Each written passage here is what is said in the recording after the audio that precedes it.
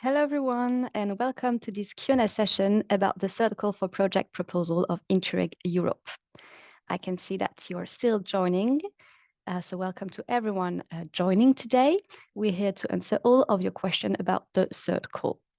I am Ségolène Jean, and I'm Finance Officer at Interreg Europe Joint Secretariat. And today I have with me two colleagues to answer your question. So Anne Rocheteau, who is a Finance Officer, and Jaro Camacho, who is a Policy Officer. We also have some colleagues behind the scenes with us to help with the chat and with Slido, so thanks also to them. So about the program of today, we'll start with your questions, and then we have a short presentation about the assistance tools available for you to prepare your application form.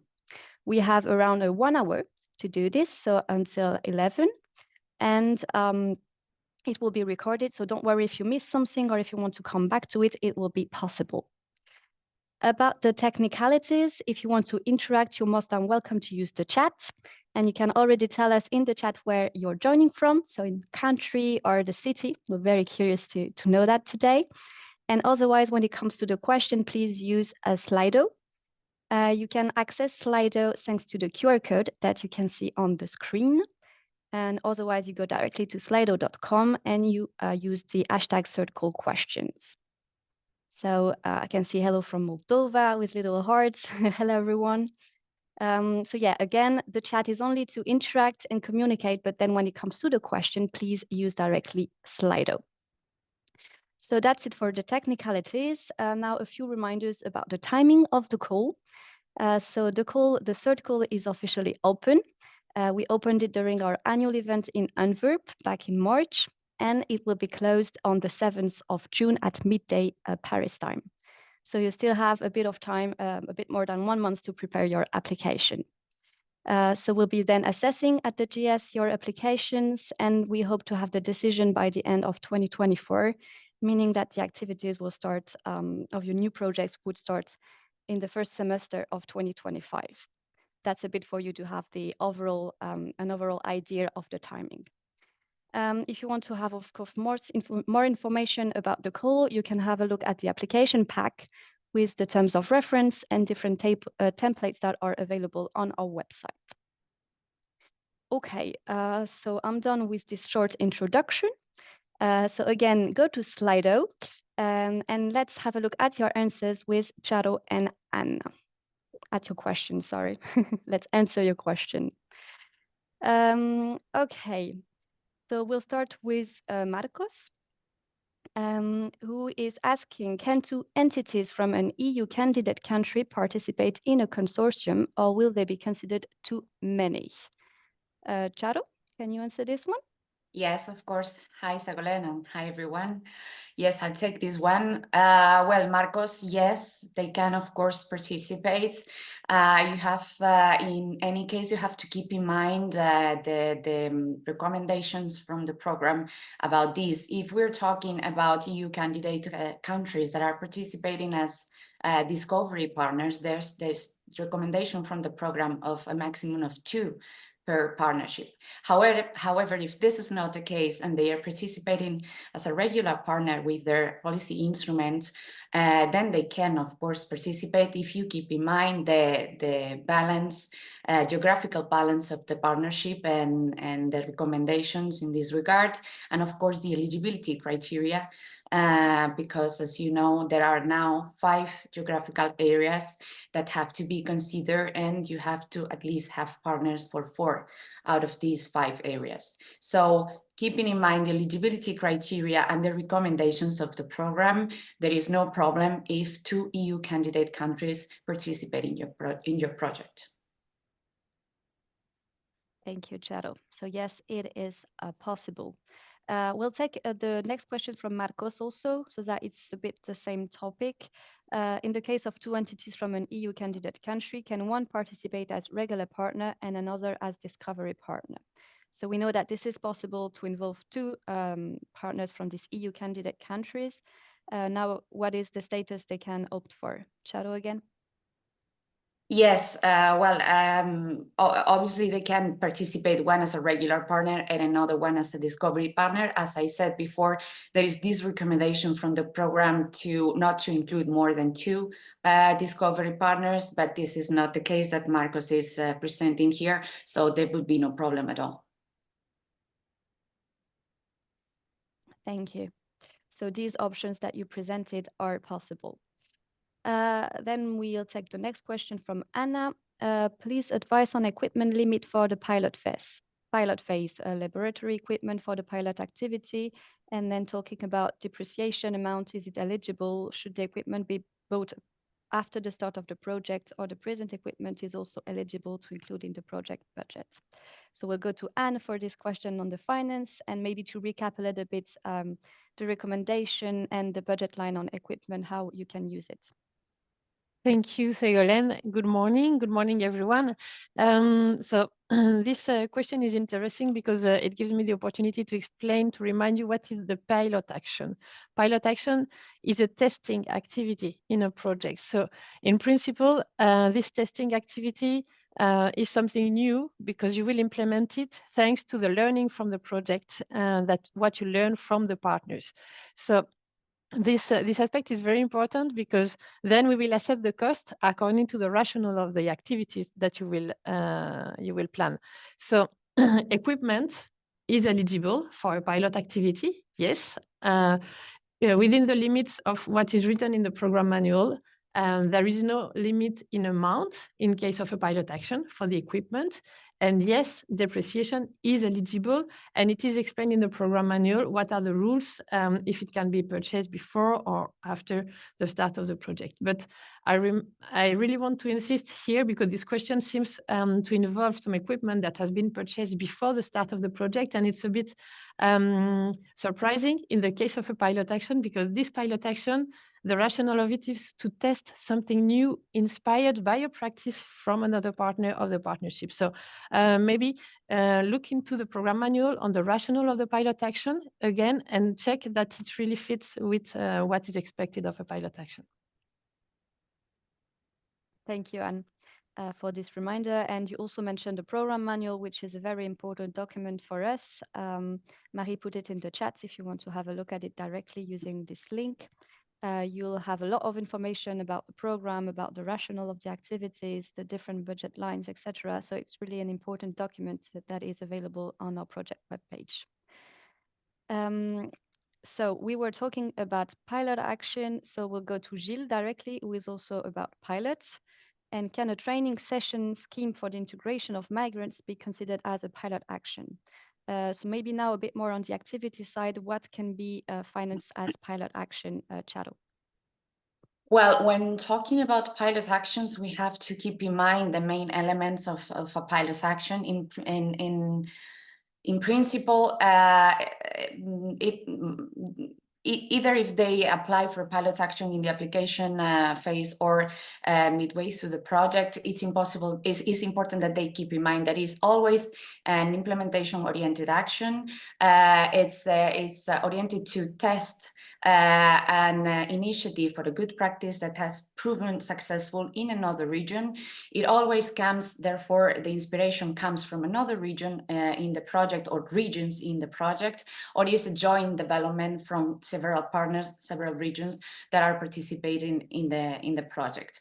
It's also important that they keep in mind that this is always, in any case, an activity that is part of the exchange of experiences, of the learning process, and that in the end, the most important is that this action, even if it's implementation oriented, contributes to improve the policy instrument or policy instruments that are being addressed by the regions involved in this pilot action.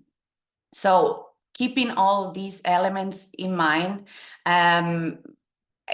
we have to reply to Gilles. As such, this training session scheme, I cannot reply yes or no, because we should consider all these elements and this context to assess the relevance of this action. But if all these elements are there, there could be a possibility for this to be a pilot action. But again, all these components must be there and must be taken into account when thinking about a pilot action. Thank you, Charo. So yeah, indeed, it's difficult to say yes or no only with one line, and it's a good idea, but then you have to respect all these components that Charo explained to make sure that it fits within the logic. Okay, so then we've got Eugenia who is asking about eligibility. So is the National Library eligible? So then, Anne, again, we can come back to you on this. So which type of organization are eligible, and can a National Library be eligible? Yes, well, to understand the eligibility, we will refer again to the program manual where it is stated. You will see the eligibility depends on the legal status of the organization. So in the National Library, you have to check what is the legal status of your organization. Is it what organization can be eligible are public organization or public body governed by public law, so equivalent public bodies, or private non-profit organizations. So if the National Library is as one of these two status, it can be eligible. Then comes the second step that you have to think about. Is this partner relevant in the partnership, and is it in line with the objective of the project, that is to improve the policy instrument? And this is the second step. But in terms of strict eligibility, it depends on the legal status. Thank you, Anne. So yes, for eligibility, you should look at your legal status to know whether you can apply for this call. Then I will quickly answer to this next question. When is the application deadline for this call, I guess, instead of code, but that's fine. As I was mentioning before with the timing, the deadline is the 7th of June, midday, Paris time. So you have until this date, 7th of June, to submit your application in the portal. Of course, you can do it before, and you're most welcome to do it before, just in case. It's always better to have a bit of time ahead. Okay, so I'll go back to the other questions. So can we implement infrastructure works in a hospital from Republic of Moldova? I'll go again to Anne for this, maybe also to explain the logic behind the infrastructure and work budget line. Yes, yes. Thank you, Ségolène, for this question, because again, I would like to go back to the rationale of the projects in Interreg Europe. The projects that we finance, that we support, are mainly about the learning exchange, the exchange of experience among partners. The objective of your project is to improve your policy instrument. The objective of your project is not to implement some activities, some infrastructure works. This is not the objective of your project. Your project will be about sharing some learning from your region and with some partners from other regions, and to include this learning in your policies. So once I've clarified this, infrastructure works as such are costs that are eligible only if they are part of a pilot action. The pilot action, I explained the rationale just before in the first question I took. The rationale of a pilot action is to test a good practice that comes from a successful policy improvement in another partner region. So if you identified a good practice in another partner region and you want to test it in your region, you may implement some infrastructure works. But honestly, as I read the question, I just want to pass the message that be careful on the activities that you are planning, and also that we expect the infrastructure and works costs to be rather limited from the experience that we have in Interreg Europe projects. They are usually very limited. You have some examples in the program manual, and you will see they are very limited to testing an action and to see if it's relevant before going to a bigger action. So yeah, that would be the answer, to clarify. Thank you, Anne. So yeah, per se, it is possible to have some infrastructure and works, but only for pilot action, and yeah, in a limited way. So then we have a few questions by Martina.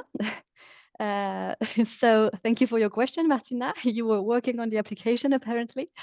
So we'll take the first one. What's the role of private non-profit, and then what's the role of stakeholder? Maybe Charo, you can come back when distinguish what is a partner, what is a stakeholder, and the role of each different type of organization, I would say. Sure. Well, the role of a private nonprofit in the project is if they come as a partner, a regular partner, is the role as any other partner. They should come in any case, unless they are an advisory partner, that they have a different role. They advise the whole partnership on a specific, usually technical topic. If they come as a regular partner with addressing a policy instrument, they must also come with the policy owner, the policy responsible authority of this policy instrument, and they participate of the exchange of experience as any other partner addressing a policy instrument with the aim of improving this policy instrument throughout the project. Now, if we can go to the other question of Martin about the stakeholder role, the stakeholders are not considered as partners in an Interreg Europe project. The role is different. They are the regional actors that are important to improve the policies that are being addressed at regional level. So each region, each partner that comes with a specific policy instrument must also create stakeholder group that will be also participating at regional level of the exchange of experience, and that are essential. As I said, they are a key actor in the improvement of the policy instrument and the territorial challenge that is being addressed. But keeping in mind that a non-profit organization can participate as a partner, and as I said, a partner has a different role. They participate as any other regular partner, and the stakeholder is not considered as such. Therefore, they don't have a budget in the project. They are not. They don't have to provide a declaration, and they are listed in the application form, but their participation is different from a regular partner. I don't know if Anne wants to add something when it comes to the finance implications of this, but I think this is the most important for the activities point of view. Yeah, no, I think it was very clear. Thank you, Charo. Okay, thank you for putting out the difference between stakeholder and partner. So yeah, Martina also has a question that I think I can quickly answer on. How can we open a project that we could potentially join as a stakeholder partner? So as Charo was mentioning, you are either a partner or a stakeholder, and this is a different role. So if you're a stakeholder, you cannot open a project. You're listed in the application form, but you don't have a budget, so you're not the one applying. And if you're a partner, then as you follow the usual procedure. So that would be it for this question. So we'll go back to Anne with a question from Anna. Is there any pre-finance or advance payments? Yes, thank you, Anna, for this question. And the answer will be very straightforward. No, there is no pre-finance or advance payment. I will explain briefly how it works in terms of payment. When your project is approved, you will start implementing your project. And at the end of the first semester, so after 6 months of implementation, you will start reporting on the first 6 months. You will have 3 months to prepare your report. After 3 months, you will submit your report to the JS. We will check it. We will assess it. It can take a bit of time because sometimes they are back and forth. Or if it's very clear, it can be faster to take and approve your report. And once the report is approved, then the payment is made to reimburse your activities of the first semester. So indeed, it's a reimbursement. You have to pre-finance your project. Thank you. Very clear. So no pre-advance payment. Then we'll finish the Martina's question. Could digital inclusion be considered as a topic in the social policy area, Charo? Well, Martina, I'm sorry to say that with this little information, I cannot say if it would be considered as a social or maybe smart project. But maybe I can take the opportunity to make a general reminder here that there are some times in which there are projects that can be addressing a topic that has connections or indirect connections with other policy objectives within the policy objectives that are covered by the program. And in this case, the most important is that the principal, the main need that the project is addressing and the regions involved in the project are addressing is clearly identified, and this will give you the priority or the policy objective, as we call them, that you should select for your project. So in this case, I think that it should be also assessed during the preparation of the project, and also keeping in mind the policy instruments that are going to be addressed and the specific priorities that are going to be addressed through these policy instruments will also help in identifying the right priority, the right policy objective that should be addressed. Thank you, Sharo, for this recommendation on how to select your priority. So yeah, indeed, it's a bit difficult to say if yes or not with so little information, but I'm sure you will find the right priority. And again, thanks, Martina, for these questions. And if you have other questions popping up, don't hesitate to put them in Slido. So then we'll go to Bernadette. Is there a limit to how many applications a partner may participate in? I don't know who wants to answer this question. Is a bit both sides. Charo, you want to answer? I can, yes. Yep. As such, there is not a limit of how many applications a partner can participate. In any case, we always recommend the partners to be reasonable when it comes to their involvement in several applications, because we consider this, of course, during the assessment. We check the multiple involvement of the partners because we understand that an organization has a limited number of resources, and therefore they cannot commit to many different projects and then carry out the activities properly if they are involved in many of them. So we also, of course, keep in mind the size of these organizations. Sometimes there are regions that are huge, and therefore we understand there are different departments or units of these regions that can be involved in different projects. But we, of course, advise that is that they get involved in a reasonable number of applications, and in any case, this must be justified when applying, and there is a specific section for that in the application form. Yeah, thank you, Charo.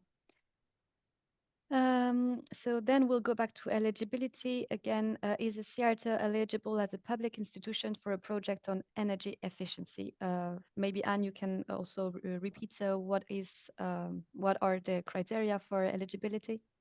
Yes, indeed. As I explained just on the previous question, the legal status marks the eligibility as an organization. So indeed, if you have a public status, if your legal status is public organization, you are eligible as such as a partner. However, in the assessment, we will also check that your participation is relevant to the improvement of the policy instrument. And this is here where I think your question makes sense. And thank you for asking it, because I think it's very interesting to clarify how your organization can participate on a project on energy efficiency. You have to question, is your organization involved in the improvement of the policy instrument that you want to work on?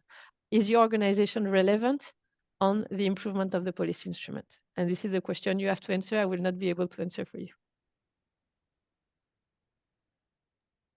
Okay, so we've got the eligibility part again with the legal status, and then the relevant part depending on what is doing your organization also.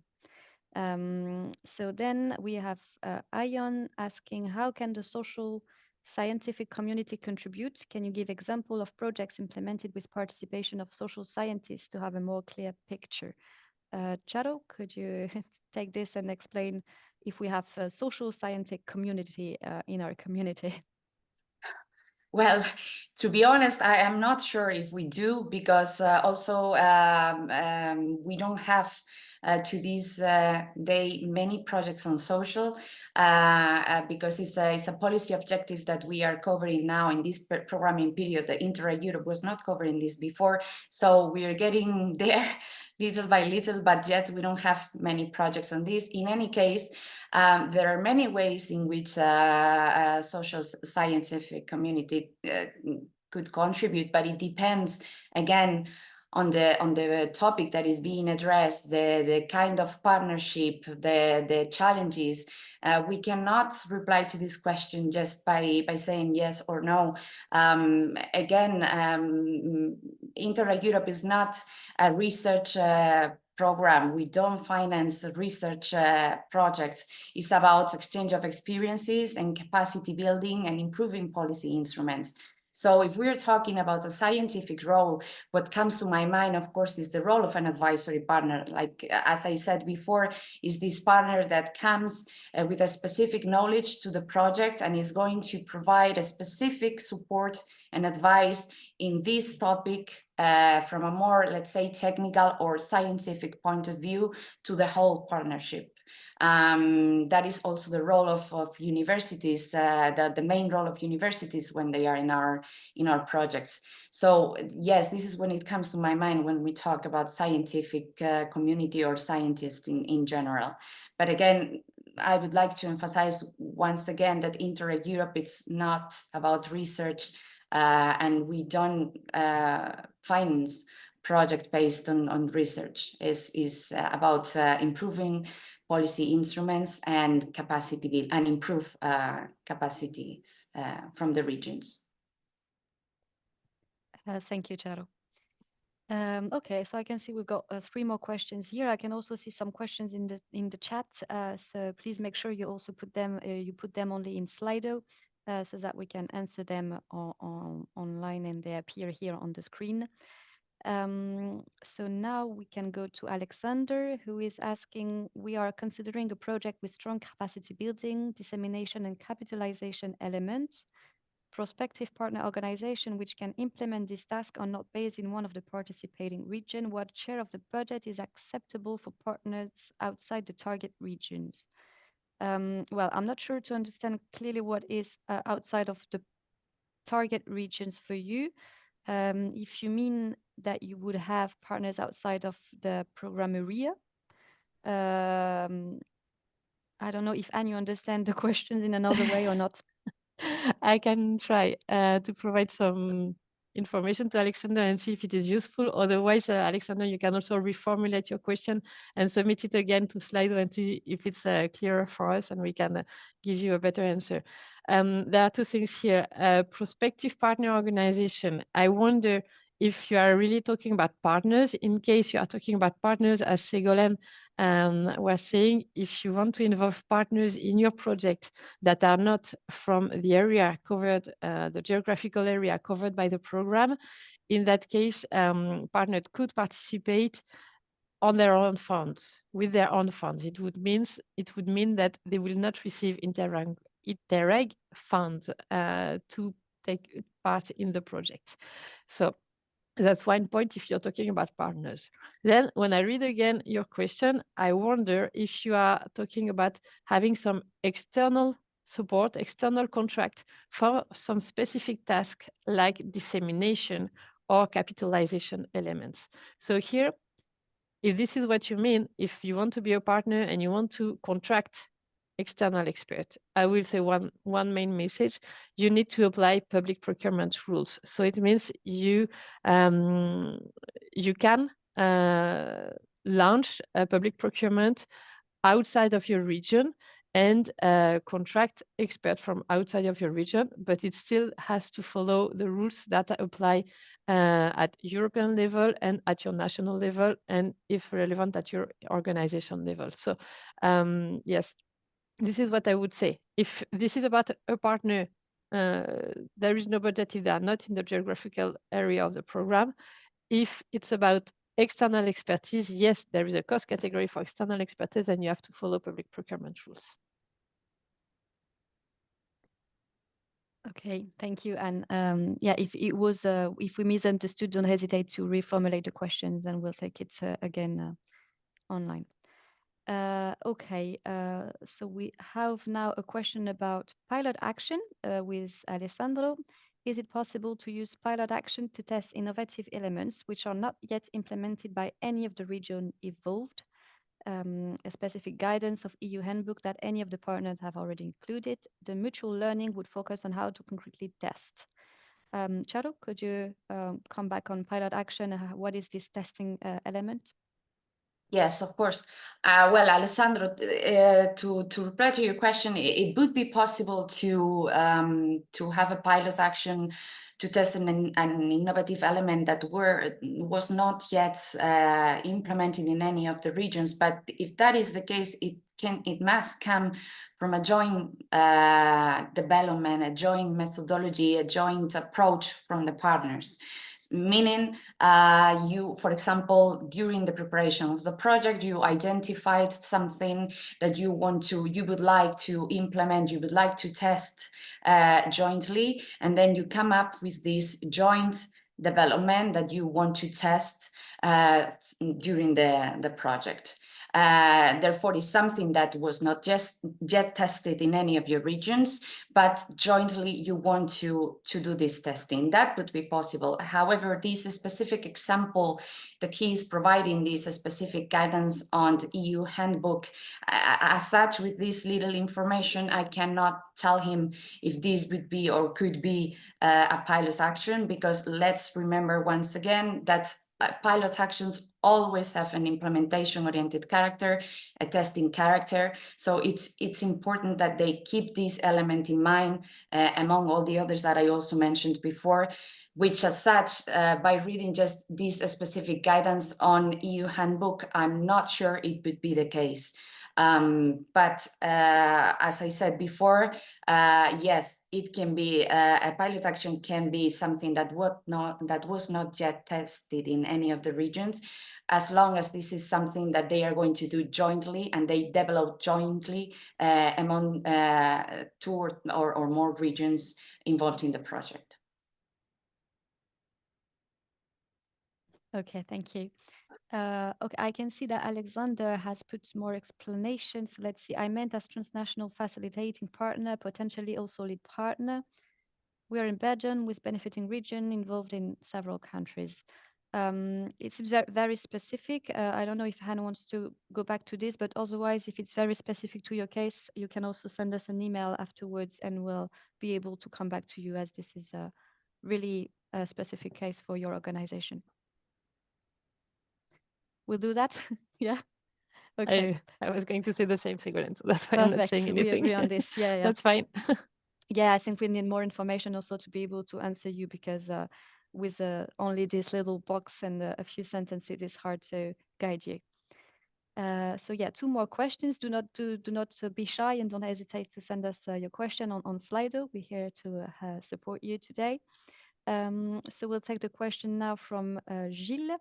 Again on pilot action, and you said that pilot action should be somehow derived from the learnings from the core phase and the exchange of the exchange of best practices.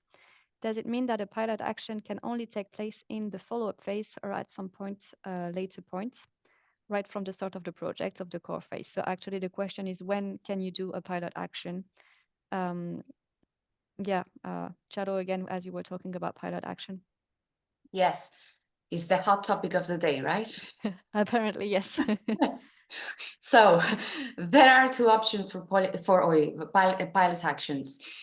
We have pilot actions at the application stage. We have pilot actions mid-way through the project. So the pilot actions are the application. I mean, as a concept of a pilot action, yes, it derives from the exchange of knowledge, of good practices throughout the project, because it's when you've had the time already to exchange with other partners, and then you've learned about their good practices, their initiatives that they are implementing, and then you want to test these in your region. However, from our experience and talking to you guys, the applicants and projects, we realized that there can be this possibility also from the beginning, because as I said before, during the preparation of your projects and as a consequence of the meetings and the exchanges that you have during the preparation of your projects, then you come up with ideas. So there is the pilot action that you can apply for during the application stage, and there is the pilot action that you can apply at the midterm review meeting, which means, as I said, throughout the project. At the application stage is something that either one or two regions or more regions get inspiration from any other region that is participating in the project. They have identified something that is interesting and they want to test it in the regions, and then they include this in the application form, and they have this possibility to do it from the beginning of the project. Or is joint development that several regions participated in the projects, a joint methodology, a joint approach that they come up during the preparation of the application form, and they want to test this in their regions. And again, this is described in the application form. Very important, when this is the case, the main elements of the pilot action must be already there and must be clear and must be described in the application form. I'm saying this because sometimes in the applications we see partners saying something like, yes, and we would like to apply to a pilot action, and then they already open this option in the application form to keep it there for later. But this is not the case. I mean, if you apply for a pilot action from the application stage, the main elements of the pilot action must be clear and defined in the application form. Now, if this is not the case, then you start implementing your project. And as I said, as a result of this exchange of experience, you identify initiatives or good practices from other regions that inspire you, that you want to test in your region. And then you can request this pilot action at the midterm review meeting that we have with all the projects, beginning of the third year of the core phase. Then if this is the case, we will ask you for the information related to this pilot action. We will assess this pilot action, and we will, if the pilot action is of course in line with the program rationale and requirements, we will recommend this pilot action for approval. And if this is the case, since the midterm review meeting is happening, as I said, at the beginning of the third year of the core phase, let's also remind our audience that the core phase is 3 years and the follow-up phase is 1 year, then this pilot action must start in the last semester, as soon as possible, of course, but at the latest in the last semester of the core phase, and can be extended into the first semester of the follow-up phase. So pilot actions that are requested at the midterm review meeting will last maximum 1 year, because unfortunately we don't have more time for them to implement. So I hope this is clear or clearer now, and they have a clear idea or clear picture of what the different pilot actions are. Yeah, thank you very much, Shadow. So yeah, two options, either at application stage and you defined it well, you also can put some budget, or afterwards at the midterm review, you also have a new possibility to propose a pilot action. And again, I would like just to mention this. It's the same for the budget. If you want to have a pilot actions, but you don't propose it at application stage, don't put any costs because you'll have the opportunity to come back to it during the midterm review. So then we'll come back to the other questions. I can see some more are coming, so thank you very much. So Elena is asking, if a territorial administrative unit, the city hall of a village of or Soya, sorry if the pronunciation is not the right one, can apply for a project proposal to attract investments regarding the development of the waste management service in the village. Again, very specific question for one specific case. Maybe we can only talk about eligibility and investment as such in our program, how it is tackled. Yeah, Anne, if you have, as you were Yes. talking about it before. Yes, yes, to get back on eligibility, in your question, we understand it's the city hall of a village, so it seems like it can be a public organization. So as I said, public organization governed by public law are eligible to our program in any case. To be sure, you can also contact the national contact point, who will be the one that will be checking the eligibility of your organization. So they are the ones that know how it works in your country, and they are the ones that can confirm that your legal status is eligible. By the way, we didn't talk about it yet, but national contact points in any country, you can contact them and they can assess you in understanding better the program and knowing if your proposal can be relevant, if you as a partner can be relevant for your policy instrument. They can advise you, so do not hesitate to contact them. You can find their contact details on the website in the section in my country. They have a lot of information to share with you. So here, the eligibility would be confirmed as national contact point, but it seems from your question that it could be eligible. And then, well, the second part of your question, can they apply for a project on attracting investment regarding the development of the waste management? Then this is about your policy instrument, so you have to check, to wonder if this organization is relevant for this policy instrument, if they are the organization managing this policy instrument. I don't know, Charo, if you want to complete or if that's fine on your side. I just want to emphasize once again something that Anne has repeated several times, but since we keep having the question, I would like to emphasize that one thing is that the organization is eligible according to the program requirements, and another thing is that they are relevant actually for the project. So let's not forget that in the end, Interreg Europe is about improving policy instruments. So the partner ideally must be the policy owner. And if not, they must be there in any case for half of the policy instruments addressed in the project. And for the rest of them, they must come at least as an associated policy authority. So even if you're eligible to participate according to the program requirements, if you are not able to influence your policy instrument, then you are not relevant for the project and for the program. So let's also keep this in mind. Thank you, Charo. Okay, so then I've got Lucia, who is asking what is the minimum number of partners in one application? Again, Charo, if you want to continue with this one. Yes, well, in this case, we have to again go back to eligibility because, like I said before, now we have 5 geographical areas, and one of the eligibility criteria that must be considered is that at least 4 out of these 5 areas must be represented in the project.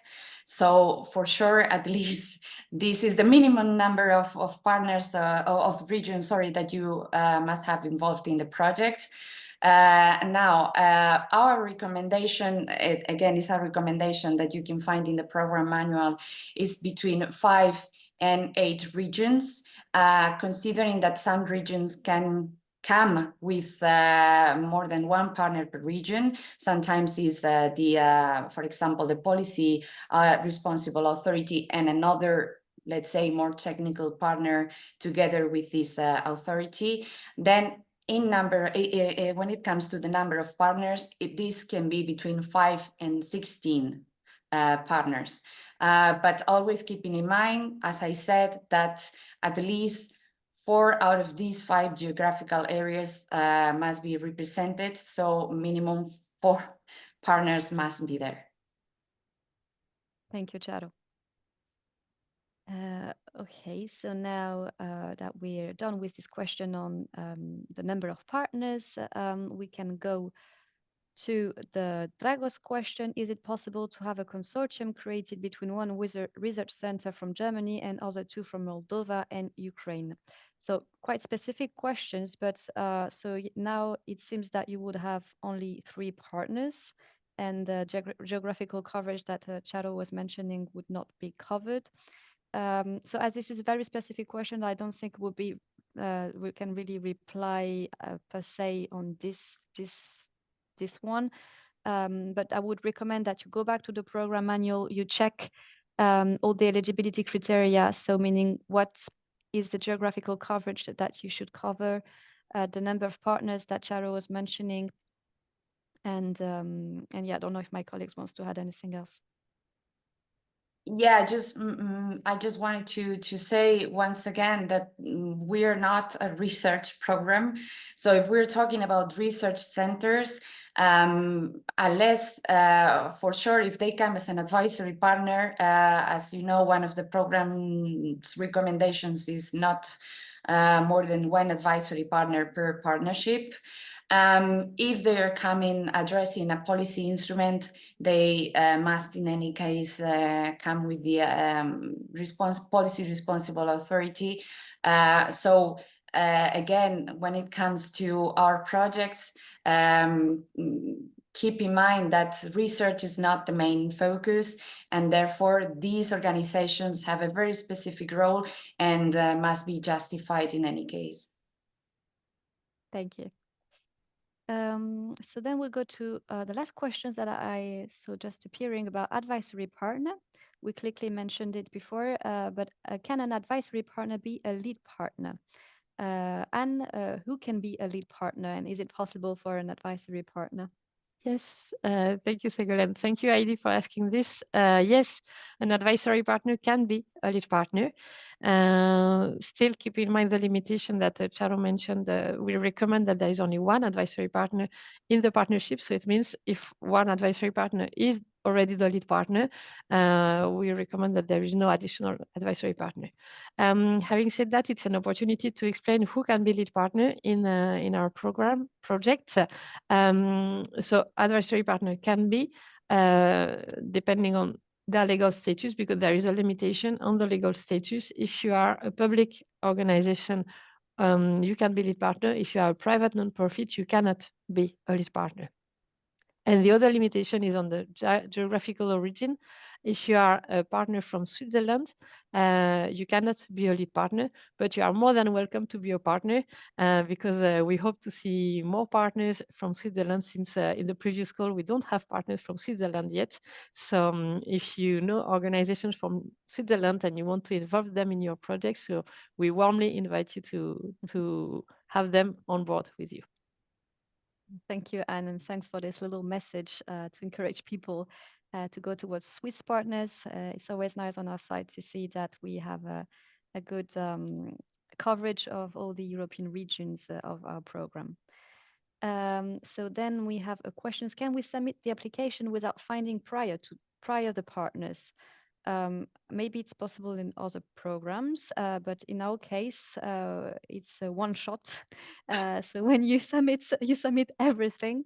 So you have until the 7th of June to submit the entire application with everything. So one of the eligibility criteria is to have a complete application form. So you have to find your partners.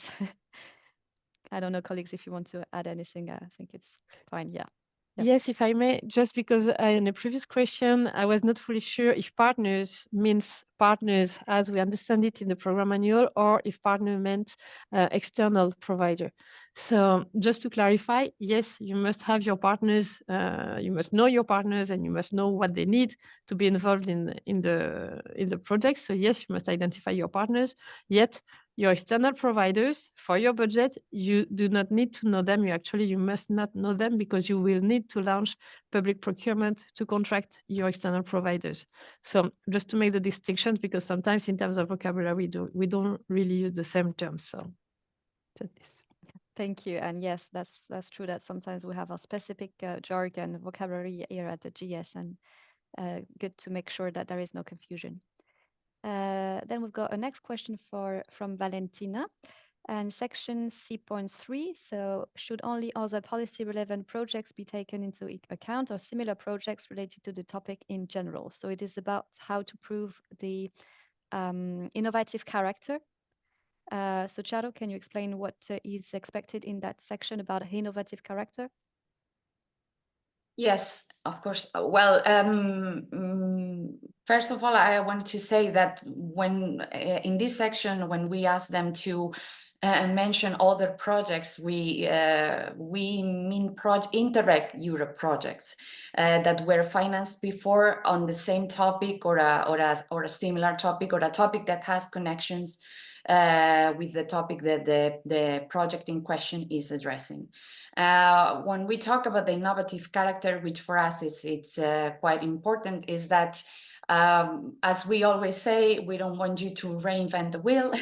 And Interreg Europe has already financed quite a number of projects on many different topics. And we would like you to, if you come with a topic that was addressed already by the program, which is it's difficult, to be honest, that they can submit a project that is completely different from all the topics that were addressed before, but at least it's important for us that they justify how this project is going to build up on the outcomes that were already achieved by these other projects. What are the new elements that they are going to bring to the table, and what is the added value of this new application, this new proposal with regard to what was already financed by the project. This innovative character can come obviously from the partnership or from the topic or for both of them, but it's important in any case that the project make an effort to demonstrate these let's say distinctive features from what was already financed. And you can find actually the projects that were already financed on our website. So we always invite you to go there, have a look at them, especially those that are connected to the topic that you're addressing, and justify these in your applications. But once again, we mean projects that were financed by us, by Interreg Europe. Thank you, Charo. And I think we've got one last question from Daniela. So question on partner status. So again, on eligibility, specific question for their organization who is a limited liability company established at 100% owned by a government under a direct supervision of a ministry. Is it considered institution governed by public law or private non-profit body? So very specific. So as Anne mentioned, I'll use your answer, Anne, to go towards your national point of contact when you're not sure about your legal status. It's the better person to contact. You can find the contact details on our website in my country webpage tab. Marie is putting the direct link in the chat, and then you can contact them directly, and they'll be able to help you. Okay, I don't know if there is any more questions popping in. Doesn't seem the case. So I would like to thank you very much, Anne and Shadow, for answering all the questions. Thank you. And for the help today. So if you have any other additional questions, don't worry, we'll be here to support you all the way. So we have a dedicated section on our website, which is called Help Center, where you can find different questions already answered and different tutorials. And if there is a specific questions you have, you can also ask a question via our question form. Also, the link are in the chat directly. So we'll be slowly going towards the end of this session. I will present these other assistance tools that we have. But so you'll be seeing shortly appearing on your screen evaluation feedback poll. So when the feedback poll is popping up, please give us your feedback so that we know if this sort of event is helpful for you and how we can improve also. So while I present these assistance tools, please let us know how and give us your feedback. So yeah, we'll be staying with us a little bit more for this assistance tool. So we're here to help you, and we also have different tools available on our websites to help you prepare your application form. So you can see here the tab Look for Funding. When you go to our webpage, you click on Look for Funding, and then you arrive on this specific page. You can see that there is a self-assessment tool. meaning there are different questions. You can answer them, and then you'll see whether your project ID is relevant for the program. So this is a first step for you.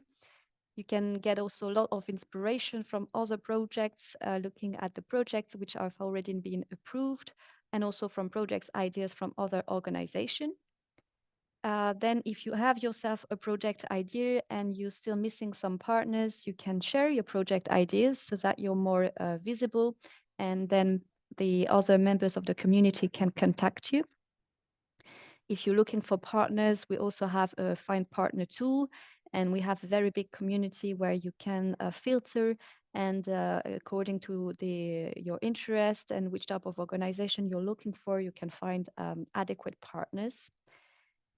Then when you have a more mature idea of your project, meaning you know more or less the partnership, the policy instruments that you will be tackling, or the sort of activities also you will be doing, you can ask for feedback directly to us, and we'll provide you, our offices here will provide you feedback so that you can improve your application form. And when you're finally ready, well, the last step is to apply for the call directly in our system, which is called the portal.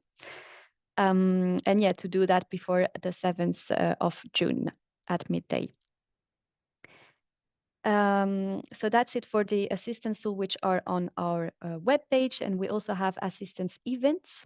So these Q&A sessions that we have now and then. So there are still 2 more sessions to go on the 17th of May and on the 31st of May. So if you have new questions when you prepare your application form and you want them to be answered live today, as today we did it, it's still possible, and you can register directly on our website too.